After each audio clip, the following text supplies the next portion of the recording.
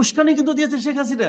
শেখ হাসিনা এখন যে বক্তৃতাটা দিল, সে যে মানে অনলাইনে আসলো, উস্কানির ঘোষণার আগে আসছে, ভাঙচুরের ঘোষণাও আগে আসছে। ভাঙচুরের ঘোষণার ব্যাপারে এটা নিয়ে আপনার সোশ্যাল মিডিয়ায় বলা হয়েছে, পিনাকি সাহেব ওখান থেকে উস্কানি দিয়েছেন ভাঙচুর করার জন্য, প্ররোচনা দিয়েছেন।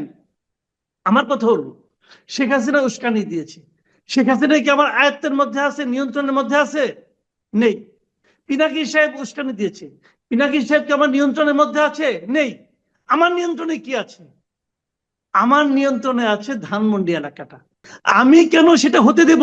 মানুষের মানসিক অবস্থাটা কি ছিল সেটা যদি আমরা বুঝতে পারি, তাহলে হয়তো এর কারণটা ধরতে পারবো।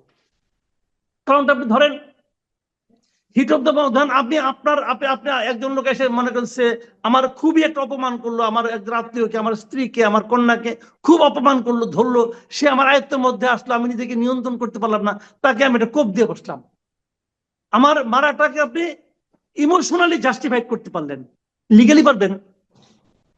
লিগালি পারবেন? তা রাষ্ট্র তো, রাষ্ট্র বিচার আইন, এটা তো লিগালি চলবে। সেই লিগালি আমার গভর্নমেন্ট কি করেছে? কিচ্ছু করেনি, চুপচাপ বসে থাকছে।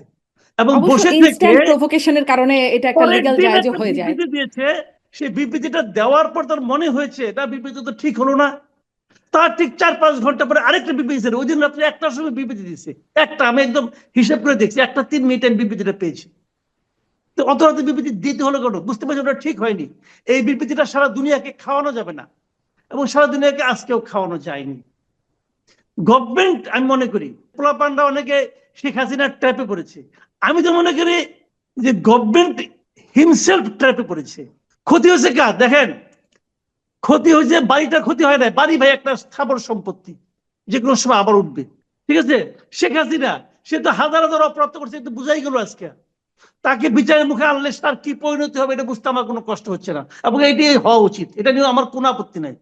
ক্ষতি হয়েছে ডক্টর ইউনূসের, ক্ষতি হয়েছে ডক্টর ইউনূসের ইমেজের, ক্ষতি হয়েছে ওনার গভর্নমেন্টের যে ইমেজ ইন্টারন্যাশনাল ছিল সেটা। কার লাভ? এটা হলে কার লাভ?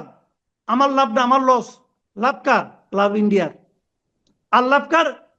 ইন্ডিয়ার যারা চর আছে তাদের, যারা এজেন্ট আছে, ডিপ এজেন্ট তাদের।